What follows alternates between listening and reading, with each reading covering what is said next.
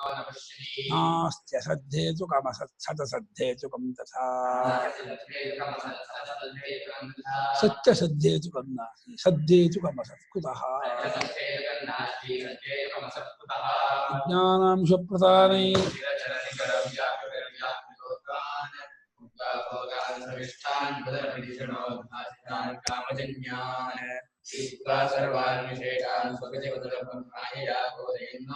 माया संख्या तुरीयं परम अमृतमयं यो विश्वात्मा विविध विषयान् पश्यतो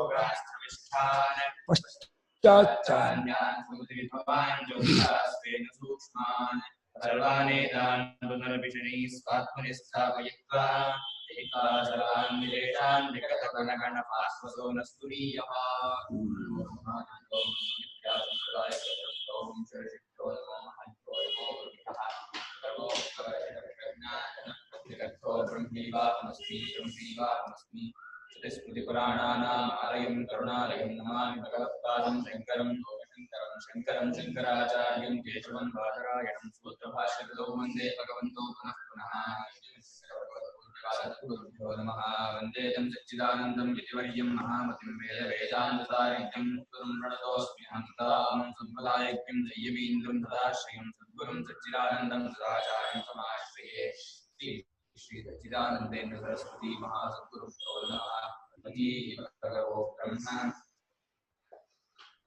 नन्ने श्लोक ओदिद्ವಿ श्लोक सರಿ ಮತ್ತೆ ಶ್ಲೋಕ ಓದ್ಕೊಂಡು ಭಾಷ್ಯ ಓದೋಣ ज्ञानेन आकाशकल्पेन धर्मान् योगगणोपमान्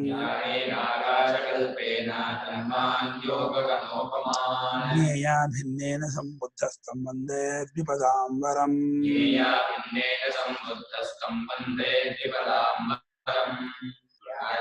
आकाशकल्पेन धर्मान् योगगणोपमान् ज्ञेया भिन्नेन सम्बुद्धस्तं वन्दे द्विपदाम्बरम् आकाशकल्पेन ज्ञानेन आकाशकल्पान् धर्मान् ಆಕಾಶಕ್ಕೆ ಸಮಾನವಾದಂತಹ ಜ್ಞಾನದಿಂದ ಆಕಾಶಕ್ಕೆ ಹೋಲುವಂತಹ ಜೀವರುಗಳನ್ನ ತಾನು ಅರಿಯಬೇಕಾದ ಆ ಸ್ವರೂಪಕ್ಕಿಂತ ಬೇರೆ ಅಲ್ಲದ್ದಾಗಿ ಯಾವ ನಾರಾಯಣ ಅರಿಸ್ಕೊಂಡೋ ಅಂತಹ ಪುರುಷೋತ್ತಮನಾದ ನಾರಾಯಣನಿಗೆ ನಾನು ನಮಸ್ಕಾರ ಮಾಡ್ತಾ ಇದ್ದೀನಿ. ದ್ವಿಪದಾಂಬರಂ ನಾರಾಯಣ ಹೆಸರು.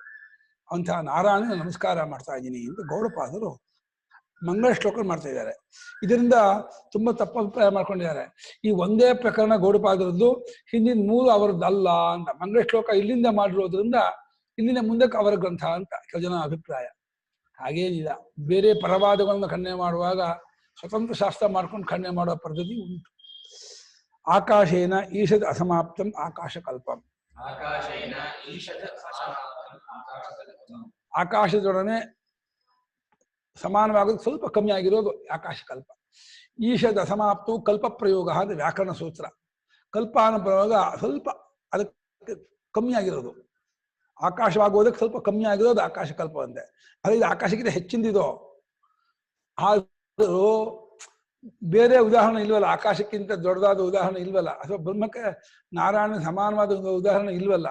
ಹಾಗಾಗಿ ಆಕಾಶದಂತಿರುವ ಆಕಾಶಕ್ಕೆ ಸಮಾನವಾದ ಅಂತ ಹೇಳಿ ಅಲ್ಲಿ ಕಲ್ಪ ಶಬ್ದ ಪ್ರಯೋಗ ಮಾಡದೆ ಜ್ಞಾನೇನ ಆಕಾಶ ಸಮಾನೇನ ಅಂತ ಮಾಡ್ಬೋದಾಯ್ತು. ಜ್ಞಾನೇನ ಆಕಾಶ ಸಮಾನೇನ ಧರ್ಮಾನು ಆಕಾಶ ಕಲ್ಪ ಹಾಕೋಬಹುದು, ಸಮಾನೇನ ಅಂತ ಮಾಡಿದ್ರೆ ಕಲ್ಪನೆ ಆಗ್ತಿರ್ಲಿಲ್ಲ. ಛಂದಸ್ಸಿಗೆ ಯತಿಭಂಗ ಆಗುತ್ತೆ ಅಂತ ಹೇಳಿ ಕಲ್ಪ ಹಾಕಿದರು. ಅದಕ್ಕೆ ಸಮರ್ಥವಾಗಿದೆ. ನಮಗೆ ಎಟ್ಕೋದಕ್ಕೆ ಸುಲಭ ಅಂತ ಹೇಳಿ ಆಕಾಶದಷ್ಟು ದೊಡ್ಡ ಜ್ಞಾನ ಅಂದ್ರೆ ಇಂಥ ಜ್ಞಾನ ಅದು ಆಕಾಶವೇ ತುದಿ ಬುಡ ಇಲ್ದಿರೋದು ಅನಂತವಾದದ್ದು ಅಂಥ ಜ್ಞಾನವ ಅಂತ. ಅಯ್ಯೋ ಅದಕ್ಕಿಂತ ದೊಡ್ಡದು ಕಣೋ ಜಾಯಾನ್ ವಿವಾಹ, ಜಾಯಾನ್ ಅಂತರಿಕ್ಷಾತ್ ಜಾಯಾನೇಭ್ಯೋ ಲೋಕೇಭ್ಯ. ಈ ಲೋಕಕ್ಕಿಂತ ದೊಡ್ಡದು, ಅಂತರಿಕ್ಷಕ್ಕಿಂತ ದೊಡ್ಡದು, ಈ ಎಲ್ಲಾ ಲೋಕಕ್ಕಿಂತ ದೊಡ್ಡದು ಅಂತ ಹೇಳಿ ಉಪನಿಷತ್ತು ಅದರ ಬಹುಮತ್ವವನ್ನು ಮಹತ್ವವನ್ನು ಹೇಳುವಾಗ ಹೋಲಿಕೆ ಇಲ್ಲ. ನಸಸ್ಯ ಪ್ರತಿಮಾ ಅಸ್ತಿ ಅಂತ, ಅದಕ್ಕೆ ಹೋಲಿಕೆ ಇಲ್ಲ ಅಂತ ಬೇರೆ ಹೇಳಿದೆ. ಆದರೂ ಆ ಅರಿಯಬೇಕಾದ ಆ ಜೀವರುಗಳನ್ನ ತನ್ನಗಿಂತ ಬೇರೆ ಎಲ್ಲದವನಾಗಿ ಯಾವನು ಅರ್ಥಕೊಂಡೋ ಅಂತಹ ನಾರಾಯಣ ನಮಸ್ಕಾರ ಅಂತ ಹೇಳಿ ಆಕಾಶೇನ ಈಶ ಅಸಮಾಪ್ತಂ ಆಕಾಶಕಲ್ಪಂ. ಆಕಾಶದೊಡನೆ ಸ್ವಲ್ಪ ಕಮ್ಮಿ ಆಗಿರೋದು ಆಕಾಶಕಲ್ಪ ಅಂದ್ರೆ ಆಕಾಶ ತುಲ್ಯಂ ಇತ್ಯೇತದ್ ಅಂದ್ಬಿಟ್ರು. ಇಲ್ಲಿ ಅಸಮಾಪ್ತ ಇದ್ರೂ ಕೂಡ ಸಮಾನ ಆಕಾಶ ತುಲ್ಯ ಅಂತ ಮಾಡ್ಕೊಳ್ಳಿ ಎಂದು. ತುಲ್ಯ ಏನು ಅಧಿಕ ಅಂತ ಮಾಡ್ಕೋಬೇಕು. ಆಕಾಶ ಅಧಿಕಂ ಅಂತ, ಆಕಾಶಕ್ಕಿಂತ ಹೆಚ್ಚು ಅಂತ ಮಾಡ್ಕೊಳ್ಬೇಕು. ಅಂದ್ರೆ ಆಕಾಶಕ್ಕೆ ಅಟ್ಲೀಸ್ಟ್ ಅಷ್ಟಾಲು ಮಾಡ್ಕೊಳ್ಳಿ. ಆಕಾಶ ಎಷ್ಟಿದೆ ಹಾಗಿರ್ತಕ್ಕ. ಅದು ಇನ್ನೊಂದು ಆಕಾಶದ ಉದಾಹರಣೆಯಿಂದ ಏನ್ ತೋರಿಸ್ತಾ ಇದ್ದಾರೆ ಅಂದ್ರೆ, ಆಕಾಶ ಎಲ್ಲಾ ಕಡೆಲಿದ್ದು ಯಾವುದಕ್ಕೂ ಹೇಗೆ ಅಂಟ್ಕೊಂಡಿಲ್ವೋ ಆ ಜ್ಞಾನ ಯಾವುದಕ್ಕೂ ಅಂಟ್ಕೊಂಡಿಲ್ಲ, ಅಸಂಗ ಅದು. ಬೆಳಕು ಹೇಗೆ ಯಾವುದಕ್ಕೂ ಅಂಟ್ಕೊಳ್ಳೋದವೋ ಬೆಳಕನ್ನು ಬೆಳಗುವ ಜ್ಞಾನ ಯಾವುದಕ್ಕೂ ಅಂಟ್ಕೊಂಡಿಲ್ಲ. ಅಷ್ಟೇ ಅಲ್ಲ, ವಿಕಾರವೂ ಇಲ್ಲ. ಆಕಾಶಕ್ಕೆ ಹೇಗೆ ವಿಕಾರವಿಲ್ಲವೋ ಅದಕ್ಕೂ ವಿಕಾರವಿಲ್ಲ. ಆಕಾಶ ಹೇಗೆ ಅಸಂಗವೋ ಹಾಗೆ ಅದು ಅಸಂಗವಾಗಿದೆ. ಆಕಾಶಕ್ಕೆ ಸೂಕ್ಷ್ಮವೋ ನಿರವಯವೋ ಅದು ಸೂಕ್ಷ್ಮವೂ ನಿರವಯವೂ ಆಗಿದೆ. ಒಂದೇ ಒಂದು ಆಕಾಶ ಜಡ, ಅದು ಚೇತನ. ಆಕಾಶ ದೃಶ್ಯ, ಅದು ದೃಕ್ಕು. ಆಕಾಶ ಹುಟ್ಟಿದೆ, ಅದು ಅಜ. ಆಕಾಶದ ವ್ಯತ್ಯಾಸ ಇದೆ. ಹುಟ್ಟಿದ್ದಾಗಿದೆ, ದೃಶ್ಯವಾಗಿದೆ, ಜಡವಾಗಿದೆ ಅನ್ನೋ ಅಂಶದಲ್ಲಿ ಆಕಾಶಕ್ಕಿಂತ ವಿಲಕ್ಷಣ. ಸೂಕ್ಷ್ಮವಾಗಿದೆ, ನಿರವಯವಾಗಿದೆ, ವ್ಯಾಪಕವಾಗಿದೆ ಅನ್ನುವ ಅಂಶದಲ್ಲಿ ಆಕಾಶಕ್ಕೆ ಸಮಾನ. ತೇನ ಆಕಾಶಕಲ್ಪೇನ ಜ್ಞಾನೇನ,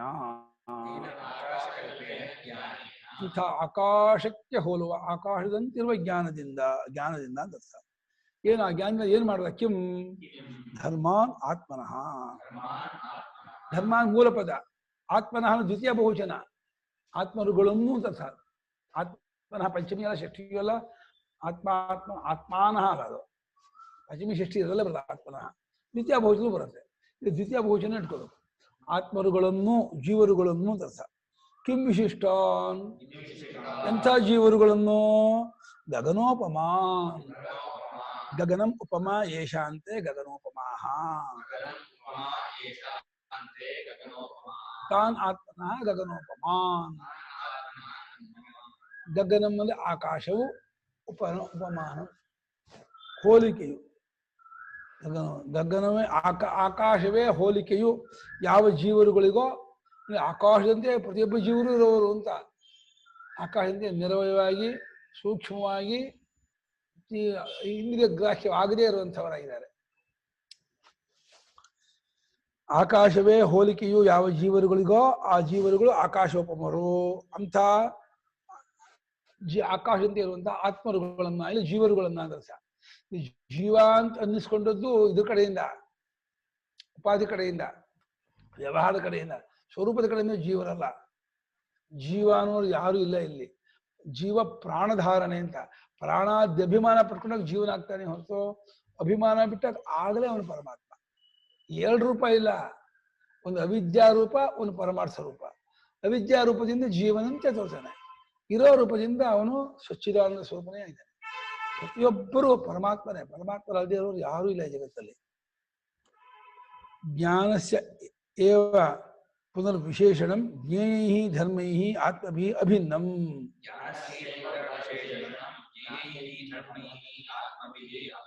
ಮತ್ತೊಮ್ಮೆ ಜ್ಞಾನಕ್ಕೆ ವಿಶೇಷಣ ಅಂತೆ. ಯಾವುದು ಅಭಿನ್ನ, ತಿಳಿಯಬೇಕಾದ ಜೀವನೊಡನೆ ಅಭಿನ್ನವಾದ ಜ್ಞಾನ ಅಂತ. ಯಾವ ಜೀವರುಗಳನ್ನು ಅರಿತಿದಾನೋ ಆ ಜೀವರುಗಳು ಇವನೇ. ಅರಿತಿರುವ ನಾರಾಯಣ ಸ್ವರೂಪರೇ. ನಾರಾಯಣಗಿಂತ ಬೇರೆ ಅಲ್ಲದೇ ಇರುವ ಜೀವರುಗಳು ಅಂತ. ಅವರು ಸದ್ಯಕ್ಕೆ ಜ್ಞೇಯತ್ವನ್ನ ಇದು ಮಾಡಿದ್ರು, ಅಧ್ಯಾರೋಪ. ಜ್ಞೇಯ ಅಲ್ಲ ಅದು, ಜ್ಞಾತಂ ಶಕ್ಯ ಅಲ್ಲ. ಮತ್ತೇನರ್ಥ? ಅವಶ್ಯಂ ಜ್ಞಾತವ್ಯಂ ಜ್ಞೇಯಂ. ನಿಮ್ಮ ಜೀವನದಲ್ಲಿ ಅವಶ್ಯವಾಗಿ ತಿಳಿಯಲೇಬೇಕಾದದ್ದು ಅನ್ನೋ ಸಲದಲ್ಲಿ ಜ್ಞೇಯವೇ ಹೊರತು ತಿಳಿಯೋಕ್ ಆಗತ್ತೆ, ತಿಳಿಯೋಕ್ ಬರುತ್ತೆ ಅನ್ನೋ ಸಲ ಜ್ಞೇಯ ಅಲ್ಲ. ಅಲ್ಲಿ ವ್ಯಾಕರಣದಲ್ಲಿ ಶಕ್ಯಾರ್ಥದಲ್ಲೂ ಆ ತವ್ಯ ಪ್ರತ್ಯಯ ಹಾಕ್ತಾರೆ, ನೆಟ್ ಪ್ರತ್ಯಯ ಹಾಕ್ತಾರೆ. ಇವಾಗ ಕಾರ್ಯಂ ಜ್ಞೇಯಂ ಅಂದ್ರೆ ವ್ಯಾಕರಣಂ ಜ್ಞೇಯಂ, ಗಣಿತ ಭಾಗ ಜ್ಞೇಯ ಅಂತಂದ್ರೆ ಅದು ತಿಳ್ಕೊಬೇಕಾದದ್ದು ತಿಳ್ಕೊಳಕ್ ಆಗತ್ತೆ ಅಂತ ಅರ್ಥ. ವ್ಯಾಕರಣ ತಿಳ್ಕೊಳಕ್ ಆಗತ್ತೆ ಜ್ಞೇಯ. ಆದ್ರೆ ಈ ನಾರಾಯಣ ಜ್ಞೇಯ ಅಥವಾ ಜೀವ ಜ್ಞೇಯ ಅಂದ್ರೆ ತಿಳ್ಕೊಳಕ್ ಆಗತ್ತೆ ಅಲ್ಲ. ನಮ್ಮ ಜೀವನದಲ್ಲಿ ಅವಶ್ಯವಾಗಿ ತಿಳಿಯಲೇಬೇಕಾದ ವಸ್ತು ಅಂತ ಅರ್ಥ.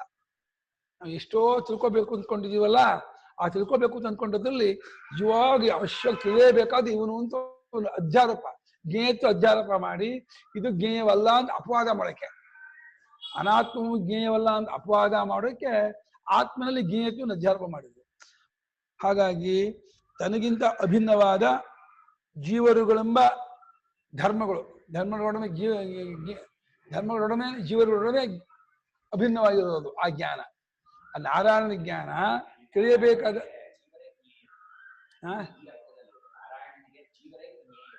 ಹಾ ನಾರಾಯಣ ಜ್ಞಾನಕ್ಕೆ ಜೀವರೇ ಜ್ಞೇಯರು. ಅದನ್ನು ಅಗ್ನಿಷ್ಟವತ್ ಸವಿತ ಪ್ರಕಾಶವಚ್ಚ ಜ್ಞಾನ. ಅಗ್ನಿಯ ಉಷ್ಣ ಹೇಗೆ ಅಗ್ನಿಗಿಂತ ಬೇರೆ ಅಲ್ಲವೋ, ಸೂರ್ಯನ ಪ್ರಕಾಶ ಸೂರ್ಯಗಿಂತ ಬೇರೆ ಅಲ್ಲವೋ, ನಾರಾಯಣನ ಜ್ಞಾನಕ್ಕಿಂತ ಜ್ಞೇಯವಾದ ಜೀವರುಗಳು ಬೇರೆ ಅಲ್ಲ ಅಂತ. ಆ ನಾರಾಯಣನು ಜ್ಞೇಯವಾದ ಜೀವರುಗಳನ್ನ ಆತ್ಮರೂಪದಿಂದ ಅರ್ಸ್ಕೊಂಡ ಅಂತ. ಯಾವ ನಾರಾಯಣ ಕಂಡುಕೊಂಡನೋ ಅಂತ ಅದು ವಿಶೇಷಣ. ಅಂಥ ನಾರಾಯಣ ನಮಸ್ಕಾರ ಮಾಡ್ತಿದ್ದೀನಿ ಅಂತ. ಮತ್ತ ಪರತರನ್ ನಾಣ್ಯ ಕಿಂಚಿದಸ್ತಿ ಧನಂಜಯ ಗೀತೆ ಹೇಳಿದಲ್ಲ, ನನಗಿಂತ ಹೆಚ್ಚಿರೋದು, ನನಗಿಂತ ಬೇರೆ ಯಾವುದು, ನನಗಿಂತ ಇಲ್ಲ ಅರ್ಜುನ, ಎಲ್ಲಾ ರೂಪದಿಂದ ನಾನೇ ರೋನು. ಕ್ಷೇತ್ರಜ್ಞಾಪಿ ಮಾಂ ವಿದ್ಧಿಯಿಂದ ತೇನ ಜ್ಞೇಯಾಭಿನ್ನೇನ ಜ್ಞಾನೇನ ಆಕಾಶಕಲ್ಪೇನ ಜ್ಞೇಯಾತ್ಮ ಸ್ವರೂಪಾವ್ಯತಿರಿಕ್ತೇನ ಗಗನೋಪಮಾನ್ ಧರ್ಮಾನ್ ಯಹ ಸಂಬುದ್ಧಃ ಸಂಬುದ್ಧವಾನ್ ನಿತ್ಯಮೇವ ಈಶ್ವರೋ ಯೋ ನಾರಾಯಣಾಖ್ಯ ತಂ ವಂದೇ ಅಭಿವಾದಯೇ. ಏನ್ ಹೇಳಿಸ್ಕೋತಾರ ಅನುಭವ ಮಾಡಿ ನಮಸ್ಕಾರ ಮಾಡಿ ಅಷ್ಟೇ. ತಮಗೆ ತಾವೇ ನಮಸ್ಕಾರ ಮಾಡ್ಕೋಬೇಕು ಗುರುಬಾದರು. ಜ್ಞೇಯಕ್ಕಿಂತ ತಿಳಿಯಬೇಕಾದ ಜೀವರಿಗಿಂತ ಬೇರೆ ಎಲ್ಲದ್ದಾದ ಆಕಾಶದಂತಿರುವ ಜ್ಞಾನದಿಂದ ಜ್ಞೇಯವಾದ ಜೀವಸ್ವರೂಪವೇ ಆಗಿದ್ದುಕೊಂಡದ್ದಾದ ಜ್ಞಾನದಿಂದ ಯಾವಾಗ ಜೀವರನ್ನು ಅರಿಬೇಕು ಅಂತ ಹೊರಟಿದಾನ ನಾರಾಯಣ, ಆ ಜೀವರುಗಳೆಲ್ಲರೂ ಇವನ ಜ್ಞಾನಕ್ಕಿಂತ ಬೇರೆ ಆಗಿಲ್ಲ. ಇವನು ಜ್ಞಾನ ಸ್ವರೂಪವೇ ಆಗಿದ್ದಾರೆ. ಗಗನೋಪಮಾನ್ ಧರ್ಮ, ಆಕಾಶದಂತೆ ಇರುವ ವ್ಯಾಪಕರಾಗಿರುವ ಜೀವರುಗಳನ್ನ ಯಾವ ನಾರಾಯಣನು ಸ್ವನ ಅನುಭವದಿಂದ ಕಂಡುಕೊಂಡಿದ್ದಾನೋ ತಿಳ್ಕೊಂಡಿದ್ದಾನೋ, ಇದು ಇವರು ತಿಳ್ಕೊಂಡಿದ್ದಾರೆ. ನಾರಾಯಣಗೆ ಅದು ಗೊತ್ತು, ಗೋಡ್ಬಾದ್ರು ಗೊತ್ತು. ನೀವ್ ಹೆಂಗ್ರಿ ಗೊತ್ತು? ನಾರಾಯಣ ಅರ್ತಿದ್ದಾನೋ ಅರ್ತೀನಿ ಹೆಂಗ? ನಾರಾಯಣ ನಾನೇ ಆಗಿರೋದ್ರಿಂದ ನರೋ ನಾರಾಯಣೋ ಭವೇತ್ ಅಂತ. ಆತ್ಮಜ್ಞಾನ ಆಗುತ್ತಲೇ ನರೋ ನಾರಾಯಣೋ ಭವೇತ್ ಅಂತಾರೆ. ಅದವರು ಸನ್ಯಾಸ ಪ್ರಕರಣದಲ್ಲಿ ಕಾಷಾಯ ವಸ್ತ್ರ ಮಾತ್ರೇಣ ನರೋ ನಾರಾಯಣೋ ಭವೇತ್ ಅಂತಾರೆ. ಸನ್ಯಾಸವನ್ನು ಹೊಗಳೋ ಪ್ರಕರಣದಲ್ಲಿ ಸನ್ಯಾಸ ಮಾಡ್ದ ಅಂದ್ರೆ ನಾರಾಯಣನ ಆದ ಅಂತ ಅರ್ಥ. ಪದವಿ ತಗೊಂಡ್ಬಿಡ್ತಾನೆ ಕಿತ್ಕೊಂಡ್ಬಿಡ್ತಾನೆ. ನಾರಾಯಣ ಅಂತ ಜಗಳ ಮಾಡಿ ತಗೊಂಡ್ಬಿಡ್ತಾನೆ. ನಾನು ನೀನು ಬೇರೆ ಅಲ್ಲ, ನಿನಗಿಂತ ನಾನ್ ಬೇರೆ ಅಲ್ಲ, ನನಗಿಂತ ನೀನ್ ಬೇರೆ ಅಲ್ಲ ಏನು ಅಂತ ಹೇಳಿ ನಾರಾಯಣನೇ ಒಂದಾಗ್ಬಿಡ್ತಾನೆ ಆ ಸನ್ಯಾಸಿ. ಹಾಗಾಗಿ ಯಾವ ನಾರಾಯಣನು ಈಶ್ವರ ನಾರಾಯಣಾಖ್ಯೋ ದೇವ ಅಂದ್ಬಿಟ್ರು. ಯಾವ ಈಶ್ವರನು ನಾರಾಯಣನ ಹೆಸರಿನ ಈಶ್ವರನು, ಈಶ್ವರ ನಾರಾಯಣ ಅಂತ ಅಭೇದ ಹೇಳ್ತಾ ಇದ್ದಾರೆ. ಮೂಲದಲ್ಲಿ ನಾರಾಯಣ ಪದ ಇಲ್ಲೇ ಇಲ್ಲ. ಅಷ್ಟಿದೆ ಅಂದ್ರೆ ಯಾವ ಉಪನಿಷತ್ತಿನಲ್ಲೂ ನಾರಾಯಣ ಪದ ಇಲ್ಲ. ಇಡೀ ಗೀತೆ 700 ಶ್ಲೋಕದಲ್ಲೂ ನಾರಾಯಣ ಪದ ಇಲ್ಲ. ಭಾಷ್ಯಕಾರ ಪದೇ ಪದೇ ನಾರಾಯಣ ಶಬ್ದವನ್ನು ಹಾಕ್ತಾ ಇದ್ದಾರೆ.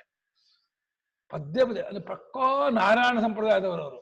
ನನ್ನನ್ನ ಹಳೆ ನರಸೀಪುರದಲ್ಲಿದ್ದಾಗ ಸತ್ಯಾತ್ಮ ತೀರ್ಥರು ಕರೆಸಿದ್ರು, ಬನ್ನಿ ಅಂತ ಹೇಳಿ ಕರೆದಿದ್ರು. ನಾನು ಹೋಗಿದ್ದಾಗ ಅವ್ರು ಇದೇ ಪ್ರಶ್ನೆ ಮಾಡಿದ್ರು. ಅಲ್ಲ, ಶಂಕರಾಚಾರ್ಯರು ಶೈವರು ಅಂತ ಅಂತಾರಲ್ಲ, ಭಾಷ್ಯದಲ್ಲಿ ಎಲ್ಲಾದ್ರೂ ಶೈವ ಪರವಾಗಿ ಏನಾದ್ರು ಅವರು ಎಲ್ಲಾದ್ರೂ ಹೇಳಿದ್ದಾರಾ ಅಂತ ಕೇಳಿದ್ರು. ಇಲ್ಲ, ಹೇಳಿಲ್ಲ.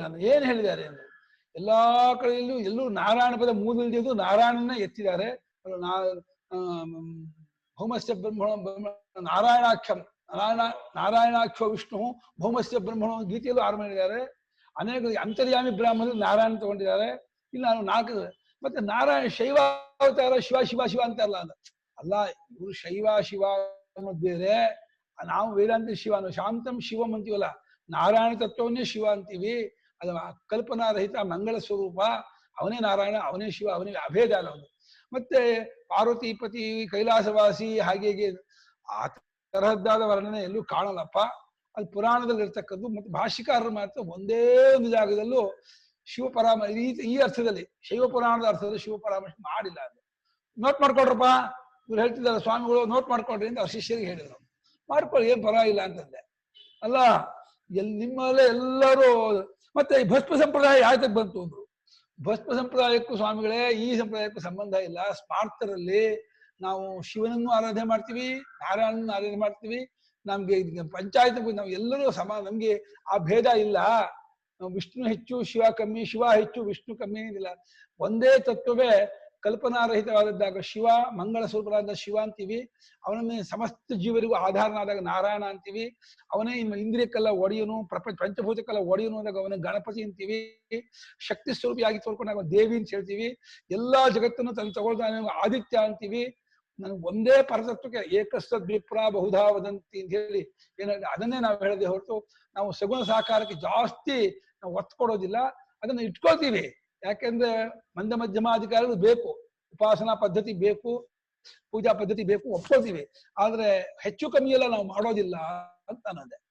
ನಮ್ಗೆ ಒಂದಷ್ಟು ಹೇಳೋದಾದ್ರೆ ಎಲ್ಲಾ ಶಬ್ದವೂ ಎಲ್ಲಾ ಪ್ರತಿಯೂ ಕಲ್ಪಿತವೆ. ಪರಮಾರ್ಥವಾಗಿ ಯಥೋ ವಾಚೋ ನಿವರ್ತಂತೆ ಅಪ್ರಾಪ್ತ ಅದು ನೇತಿ ನಿರ್ಗುಣ ನಿರ್ವಿಶೇಷವೇ. ಆದ್ರೆ ವ್ಯವಹಾರ ದೃಷ್ಟಿನ ಎಲ್ಲಾ ನಾಮಕ್ಕೂ, ಎಲ್ಲಾ ರೂಪಕ್ಕೂ, ಎಲ್ಲಾ ಶಕ್ತಿಗೂ ಎಲ್ಲಕ್ಕೂ ನಾವು ಗೌರವ ಕೊಡ್ತೀವಿ. ಯಾವುದನ್ನು ತಿರಸ್ಕಾರ ಮಾಡಲ್ಲ ಅಂತ ಅವ್ರಿಗೆ ಬಹಳ ಖುಷಿ ಆಯ್ತು ಅವರಿಗೆ. ಯಾವುದು ಏನು ಈ ರೀತಿ ಹೇಳ್ತಾರಲ್ಲ ಇವರು ಅಂತ. ಹೌದು, ನಮ್ಮ ಪದ್ಧತಿ ಹೇಗೆ, ಭಾಷ್ಯಕಾರರು ಹೀಗೆ ಹೇಳಿದ್ದಾರೆ. ಅದೇ ನೀವು ಹೇಳ ಶೈವ ಸಂಪ್ರದಾಯ ಅನ್ನೋದು ಅನಾದಿ ಕಾಲ ಹೌದೋ ಅಲ್ವೋ ಅನ್ನೋದು ವಿದ್ವಾಂಸರಿಗೆ ಬಿಟ್ಟಿದ್ದು, ಹೇಳಕ್ಕಾಗಲ್ಲ. ಆದ್ರೆ ಈ ನಮ್ಮ ಇದ್ರಲ್ಲಿ ಮಾತ್ರ ನಾವು ನಾರಾಯಣ ಸಂಪ್ರದಾಯ, ಭಾಗವತ ಸಂಪ್ರದಾಯದವರು ಅಂತ ನಮ್ಮನ್ನು ಹೇಳ್ಕೊಳ್ಳೋದು. ಶಂಕರಾಚಾರ್ಯರು ಕೂಡ ಭಾಗವತ ಸಂಪ್ರದಾಯದವರೇ. ನಮ್ಮ ಸ್ವಾಮಿಗಳು ಅದಕ್ಕೊಂದು ಪುಸ್ತಕನೇ ಬರೆದಿದ್ದಾರೆ, ಭಾಗವತ ಸಂಪ್ರದಾಯ ಅಂತ ಒಂದು ಪುಸ್ತಕ ಬರೆದು ಬಿಟ್ಟು ಆಚಾರ್ಯ ಸಂಪ್ರದಾಯ ಏನು ಅಂತ ಹೇಳಿದ್ದಾರೆ. ಆದ್ರೆ ಈ ಶಂಕರ ವಿಜಯಕಾರರು ಮಾತ್ರ ಶೈವಾವತಾರ, ಶಿವಾವತಾರ, ಶಿವಾಚಾರ್ಯ ಮಾಡಿದ್ದಾರೆ. ಅದಕ್ಕೂ ಸ್ವಲ್ಪ ಭೇದ ಬರುತ್ತೆ, ಹೌದು ಅಂತ ಅದನ್ನು ಹೇಳಿದೆ. ಹೀಗೆ ನಾರಾಯಣನೆಂಬ ಹೆಸರಿನಂತಹ ಈಶ್ವರನು ಅವನೇ ಈಶ್ವರ. ಯಾರೋ ನಿರ್ಗುಣ ನಿರಾಕಾರದ ಪರಮಾತ್ಮನೇ ಈಶ್ವರ, ಅವನೇ ನಾರಾಯಣ. ಅವನನ್ನು ನಾನು ಅಭಿವಾದನೆ ಮಾಡ್ತೀನಿ. ಒಂದೇನೆ ಅಭಿವಾದಯೇ ಅಂದ್ರು. ನಾನು ನಮಸ್ಕಾರ ಮಾಡ್ತೀನಿ ಅಂತ ಅರ್ಥ. ಒಂದೇನಕ್ಕೆ ಅರ್ಥ ಅಭಿವಾದಯೇ ಅಂತ. ನಿನ್ನೆ ಹೇಳಿದಲ್ಲ, ಅಭಿವಾದಯತಿ ಅಂದ್ರೆ ಅಭಿಮುಖವಾಗಿ ಹೇಳಿಸುತ್ತೇನೆ ಅಂತ. ನನಗೆ ಒಳ್ಳೇದಾಗ್ಲಿ ಅಂತ ಹೇಳು, ಆಯುಷ್ವಂತನಾಗು, ವಿದ್ಯಾವಂತನಾಗು, ಆರೋಗ್ಯವಂತನಾಗು, ಎಲ್ಲ ಸೌಭಾಗ್ಯವಂತನಾಗು ನೀನು ಹೇಳು ಅಂತ ನಾನು ಈ ಕ್ರಿಯೆಯಿಂದ ಹೇಳಿಸ್ತೀನಿ ಅಂತ ಅಂದ ಆ ಕ್ರಿಯೆಗೆ ಅಭಿವಾದನ ಅಂತ ಇಟ್ಕೊಂಡಿದ್ದಾರೆ. ನಮಸ್ಕಾರಕ್ಕೆ ಅಕ್ಷಣಾರ್ಥ. ಅದು ದ್ವಿಪದಾಂಬರಂ, ದ್ವಿಪದೋಪಲಕ್ಷಿತಾನಾಂ ಪುರುಷಾಣಾಂ ವರಂ ಪ್ರಧಾನಂ.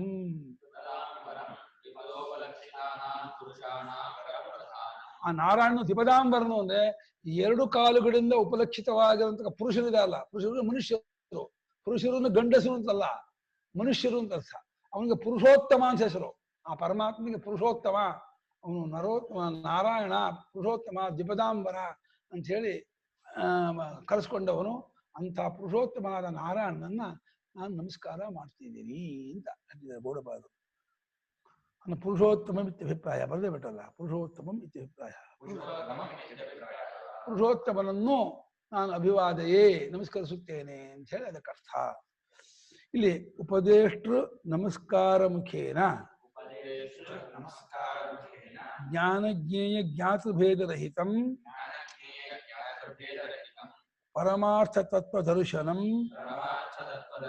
ಇಹ ಪ್ರಕರಣೆ ಪ್ರತಿಪಿಪಾದ ಇಷಿತಂ ಪ್ರತಿಪಕ್ಷ ಪ್ರತಿಷೇಧದ್ವಾರೇಣ ಪ್ರತಿಜ್ಞಾತಂ ಭವತಿ.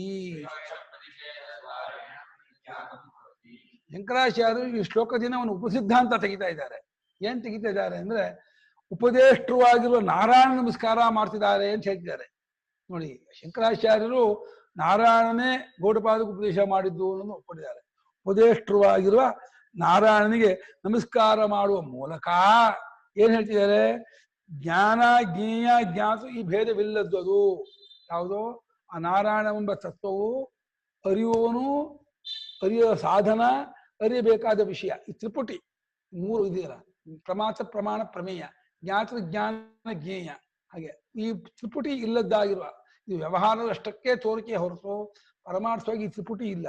ಈ ಭೇದರಹಿತವಾದ ಪರಮಾರ್ಥ ದರ್ಶನ ಅಂತ ಏನಿದೆ, ಸತ್ಯ ದರ್ಶನ, ಪರಮಾರ್ಥ ದರ್ಶನ, ಯಥಾರ್ಥ ದರ್ಶನ, ಇದ್ದದ್ದಿದ್ದಾಗಿರುವಂತಹ ತತ್ವವನ್ನು ಕಂಡುಕೊಳ್ಳುವಂತಹ ಒಂದು ಸಿದ್ಧಾಂತ ಇದೇ ಈ ಪ್ರಕರಣಕ್ಕೆ ಬಹಳ ಮುಖ್ಯವಾಗಿ ಪ್ರತಿಪಾದನೆ ಮಾಡಬೇಕು ಅಂತ ಅನ್ಕೊಂಡಂತಹ ಟಾಪಿಕ್.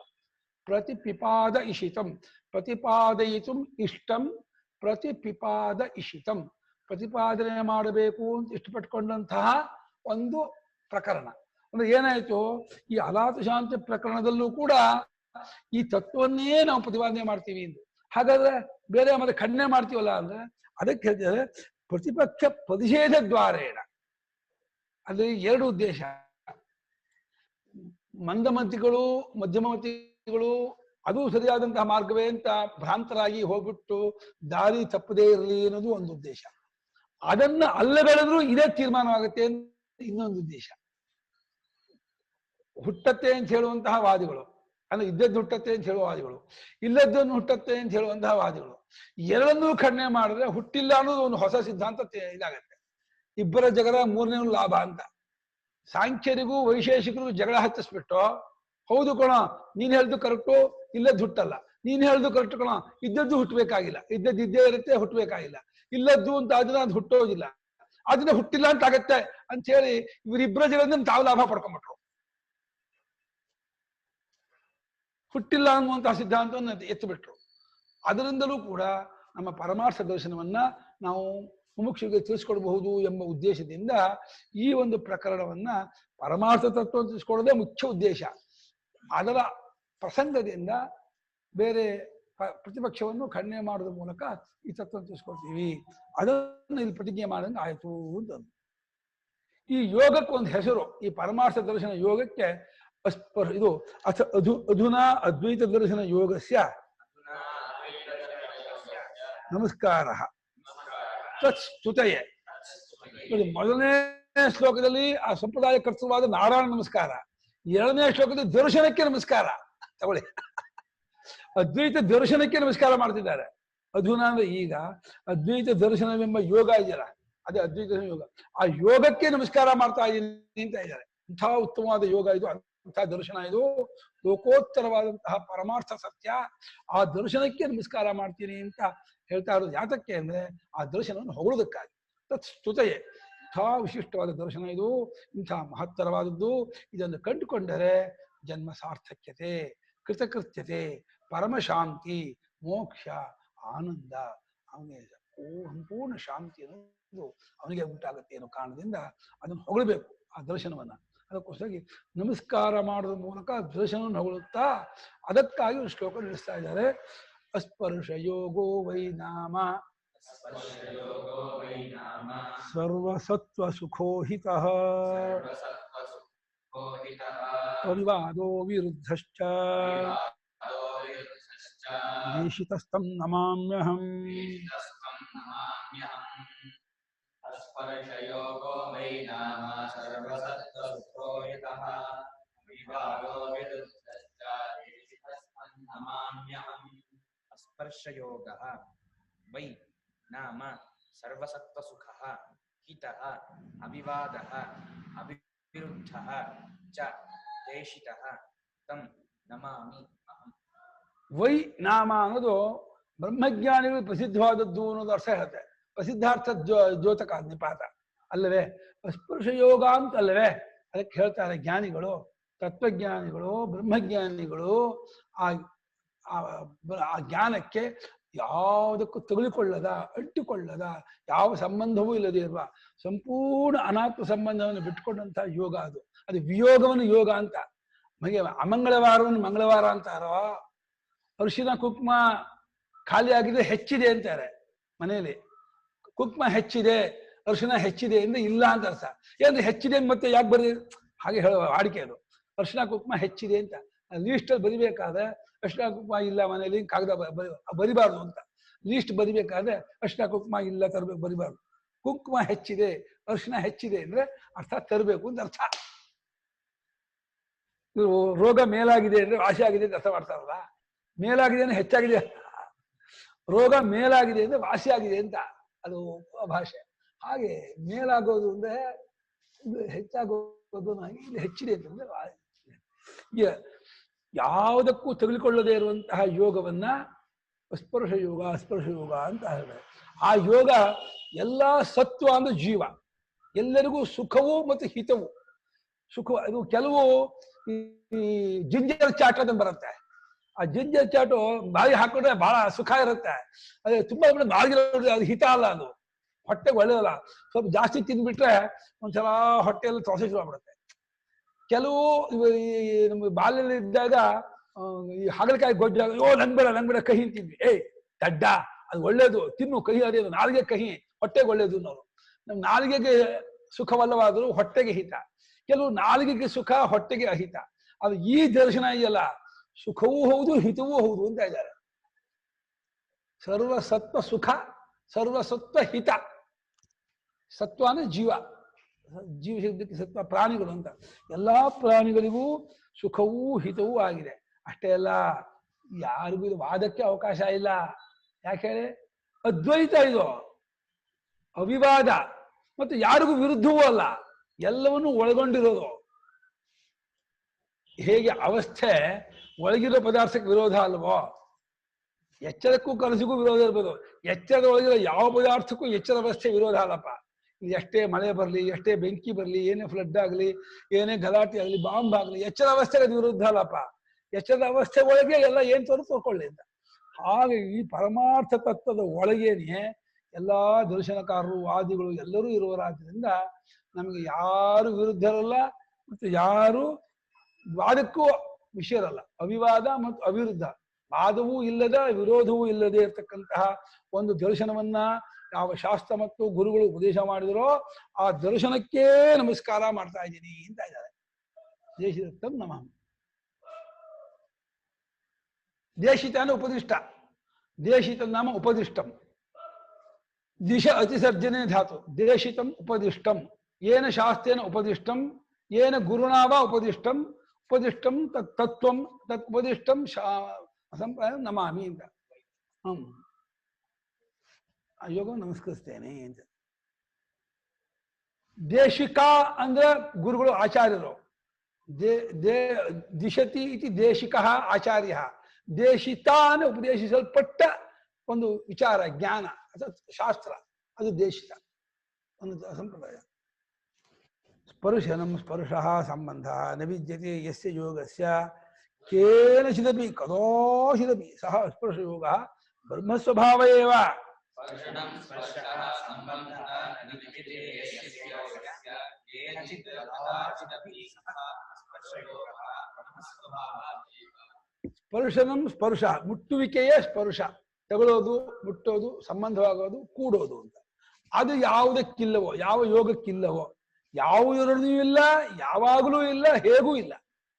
ಕೇನಚಿದಪಿ ಕದಾಚಿದಪಿ ಎಂದು ಯಾವ ಹಿರಣ್ಯಗರ್ಭನಲ್ಲಿಯೂ ಕೂಡ್ಕೊಂಡಿಲ್ಲ. ಯಾವ ಹಿಂದಿನ ಕಲ್ಪದಲ್ಲೂ ಇಲ್ಲ, ಮಾಂಧಾಚಕ್ರ ಇದ್ದ ಕೃತಿಯುಗದಲ್ಲೂ ಇಲ್ಲ, ಕಲಿಯುಗದಲ್ಲೂ ಇಲ್ಲ. ಎಂದಿಗೂ ಯಾವುದರಲ್ಲಿಯೂ ಅದು ತೆಗೆದುಕೊಳ್ಳದ, ಮುಟ್ಟಿಕೊಳ್ಳದ, ಸಂಬಂಧ ಪಡದೇ ಇರತಕ್ಕಂತಹ ಒಂದು ಯೋಗ. ಆ ಯೋಗಕ್ಕೆ ಅಸ್ಪರ್ಶ ಯೋಗ, ಅಸ್ಪರ್ಶ ಯೋಗ ಅಂತ ಹೇಳ್ತಾರೆ. ಈ ಪಾತಂಜಲಿ ಯೋಗದವರು ಅಸ್ಪರ್ಶ ಯೋಗ ಅಂತ ಹೇಳ್ತಾರೆ, ಸಮಾಧಿಯಿಂದ ಅಸ್ಪರ್ಶ ಯೋಗ ಅಂತ ಹೇಳ್ತಾರೆ. ಅದು ಪ್ರಪಂಚದ ಸಂಬಂಧ ಇರತಕ್ಕದ್ದು ಅಂತ. ಆದ್ರೆ ಮತ್ತೆ ಬಂದ ಕೂಡಲೇ ನಮ್ಮ ಹಾಗೆ ಆಗ್ತಾರೆ, ಬಾಧಿತವಾಗಿರಲ್ವಲ್ಲ, ಜ್ಞಾನವಾಗಿರಲ್ವಲ್ಲ ವಿದ್ಯಾವಂತನಿಗೆ. ಇದು ವೈನಾಮ ಇತಿ ಬ್ರಹ್ಮವಿದಾಂ ಅಸ್ಪರ್ಶ ಯೋಗ ಇತ್ಯೇವಂ ಪ್ರಸಿದ್ಧ ಇತ್ಯರ್ಥ. ವೈನಾಮ ಇತಿ ಬ್ರಹ್ಮವಿದಾಂ ಅಸ್ಪರ್ಶ ಯೋಗಃ ಇತ್ಯೇವಂ ಪ್ರಸಿದ್ಧಃ ಇತ್ಯರ್ಥ. ಶ್ಲೋಕದಲ್ಲಿ ವೈ ನಾಮ ಅಂತಿದೆ ಅಲ್ಲವೇ, ಅಂತ ಆ ರೀತಿ ಹೆಸರಿನಲ್ಲವೇ. ನಾಮ ಅಂದ್ರೆ ಅಂತ ಅಂತ, ವೈ ಅಂದ್ರೆ ಅಲ್ಲವೇ ಅಂತ. ಪ್ರಸಿದ್ಧ, ಪ್ರಸಿದ್ಧಾರ್ಥವನ್ನು ಹೇಳುವಂತಹ ನಿಪಾತ.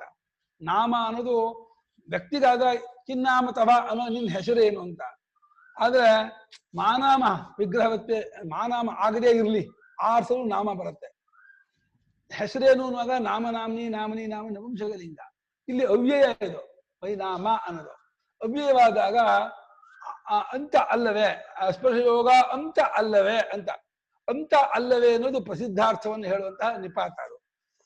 ಇದು ಬ್ರಹ್ಮಜ್ಞಾನಿಗಳಲ್ಲಿ ಇದು ಪ್ರಸಿದ್ಧವಾದಂತಹ ಯೋಗ. ಅವರಿಗಂತೂ ಚಿರಪರಿಚಿತ, ನಮಗೆ ಅಪರಿಚಿತವಾದರೆ ತತ್ವಜ್ಞಾನವು ಗೊತ್ತಲ್ಲ.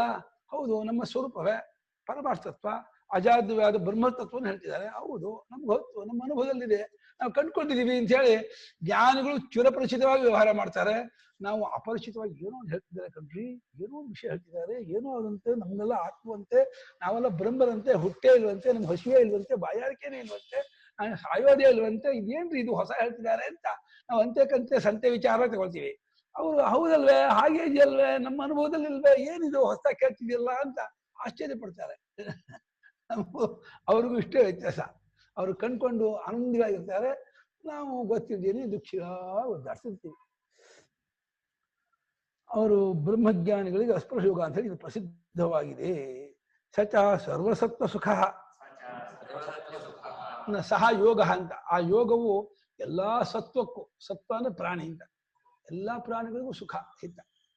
ಪ್ರಾಣಿಗಳಿಗೇನೆ ಮನುಷ್ಯ ಬೇರೆ ಕಂಡ್ಕೊಳಕ್ಕಾಗಲ್ಲ, ಅಲ್ಲ ಆ ಸ್ವರೂಪ ಅಂತೂ ಸುಖ. ಹುಲಿಯೂ ಕೂಡ ಮಲ್ಕೊಂಡ್ರೆ ಈ ಸ್ವರೂಪದಲ್ಲಿಯೇ ಮಲಗೋದು. ವ್ಯಾಘ್ರೋವ ಸಿಂಹೋವ ಕೀಟೋವ ಪತಂಗೋವ ದಂಶೋವ ಮಶಗೋವ ಮರಾಠ ಚಾಚಿನ್ನಿ ಲವಂಗ ಚಕ್ಕೆ ಮರಾಠ ಬಗ್ಗು ಕೀಟೋವ ಪತಂಗ.